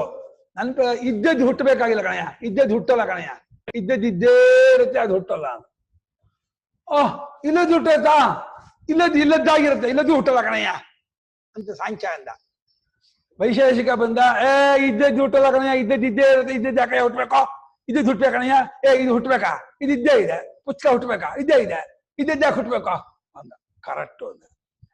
ಇಲ್ಲದ್ದೇನೆ ಹಂಗ ಹುಟ್ಟುತ್ತೆ, ಇಲ್ಲದ್ದು ಅಂತಂದ್ಮೇಲೆ ಅದಕ್ಕೆ ಯಾವ ಕ್ರಿಯಾಪದೂ ಸೇರ್ಸಕ್ಕಾಗಲ್ಲ, ನೋಡಕ್ಕಾಗಲ್ಲ, ಕೊಡಕ್ಕಾಗಲ್ಲ, ಮುಟ್ಟಕ್ಕಾಗಲ್ಲ. 2000 ಕ್ರಿಯಾಪದಲ್ಲಿ ಯಾವ ಕ್ರಿಯಾಪದವೂ ಸೇರ್ಸಕ್ಕಾಗದೆ ಇದ್ಮೇಲೆ ಹುಟ್ಟೋ ಕ್ರಿಯೆ ಹೆಂಗೆ ಸೇರುತ್ತೆ ಅದಕ್ಕೆ? ಇಲ್ಲದ್ದು ಹುಟ್ಟಲ್ಲ ಅಂತ. ಹೀಗೆ ಇಲ್ಲದ್ದು ಹುಟ್ಟಲ್ಲ ಅಂತ ಹೇಳಿ ಈ ರೀತಿ ಇಬ್ರು ವಾದ ಮಾಡ್ತಿದ್ದಾರೆ. ಇವರು ಇದ್ದದ್ದು ಹುಟ್ಟಲ್ಲ ಅಂತಿದ್ದಾರೆ, ಅವ್ರು ಇಲ್ಲದ್ದು ಹುಟ್ಟಲ್ಲ ಅಂತ ಹೇಳ್ತಿದ್ದಾರೆ. ಸಾಂಖ್ಯರು ತಾರ್ಕಿಕರು ಇಲ್ಲದ್ದು ಹುಟ್ಟಲ್ಲ ಅಂತಾರೆ. ಅಲ್ಲ, ಸಾಂಖ್ಯರು ಇಲ್ಲದ್ದು ಹುಟ್ಟಲ್ಲ ಅಂತಾರೆ, ಇವರು ವಿಶೇಷಗಳು ಇದ್ದದ್ದು ಹುಟ್ಟಲ್ಲ ಅಂತಾರೆ. ಈಗ ದ್ವಯ ಇಬ್ಬರು ದ್ವೈತಿಗಳಾಗಿರೋ ಇವರಿಬ್ಬರು ವಿವದಂತಹ ವಾದ ಮಾಡ್ತಾ ಏನ್ ತೋರಿಸ್ತಾ ಇದ್ದಾರೆ ಅಂದ್ರೆ ಅಜಾತಿ ಖ್ಯಾಪಯಂತಿ. ಅಜಾತಿ ಅಂದ್ರೆ ನೋಡಿ, ಒಂದು ಬೆಕ್ಕಿತ್ತಂತೆಮ್ಮ, ಆ ಬೆಕ್ಕು ಎರಡು ಇದು ಜಗಳ ಮಾಡ್ಬಿಡ್ತು, ಬೆಣ್ಣೆ ಇದು ಮಾಡಿದ್ದು, ಆ ಬೆಣ್ಣೆ ಇದು ಇಬ್ರಿಗೂ ಅರ್ಧ ಕೊಡ್ಬೇಕು ಅಂತ, ನಾನ್ ತೂಕ ಮಾಡ್ತೀನಿ ಅಂತ. ಅದೇನ್ ಮಾಡ್ತು, ಯಾವ್ದು ಹೆಚ್ಚಾದಾಗೂ ಇದು ಸರಿ ಮಾಡೋಕೆ ಇದು ಜಾಸ್ತಿ ತಗೊಂಡ್ಬಿಡ್ತಿತ್ತು. ಅವಾಗ ಏನಾಗ್ಬಿಡ್ತು, ಇದು ಕೆಳಕ್ಕೆ ಹೋಗ್ಬಿಡ್ತಿತ್ತು, ಇದು ಮೇಲಕ್ಕೆ ಹೋಗ್ಬಿಡ್ತಿತ್ತು. ಅವಾಗ ಮೇಲಕ್ಕೆ ಹೋಯ್ದಲ್ಲಿ ಮತ್ತೆ ಇದರಿಂದ ತಗೋಬೇಕು, ಅಷ್ಟೇ ತಗೊಳ್ಳೋದಿಲ್ಲ, ಸ್ವಲ್ಪ ಜಾಸ್ತಿ ತಗೊಳ್ಳೋದು. ಅವಾಗ ಏನಾಗ್ತಿತ್ತು, ಇದು ತಗೊಂಡು ಬೆಣ್ಣೆ ಮುಗಿಸ್ಬಿಡ್ತು. ತನ್ನ ಹೊಟ್ಟೆ ಬರ್ತಿದ್ದು ಬೆಣ್ಣೆಯಿಂದ. ಕತೆ ಚೆನ್ನಾಗಿದೆ ಅದು. ಮೋಸ ಮಾಡುದು ಅಂತ ನಾಯಿಗ ಯಾರು ಕದ ಕೋತಿಗೆ ಇರ್ಬೇಕು, 2 ಕೋತಿಗೆ ಇರ್ಬೇಕು. 2 ಕೋತಿಗೆ ಬೆಕ್ಕು ಮೋಸ ಮಾಡಿದ ಕತೆ. ಬೆಣ್ಣೆ ಕದ್ಕೊಂಡ್ಬಂದಿತ್ತು, 2 ಕೋತಿ ನಂಗರ್ಧ ಅಂತ. ಈ ಬೆಕ್ಕಣ್ಣ ಹತ್ರ ಹೋಗೋಣ, ಬೆಕ್ಕಣ್ಣ ಸರಿ ಇದೆ, ಸಮಾಧಾನ ತೂಕ ಮಾಡ್ಕೊಡ್ತಾನೆ ಅಂತ ಹೋದ್ರು. ಬೆಕ್ಕಣ್ಣ ನುಂಗಾಕ.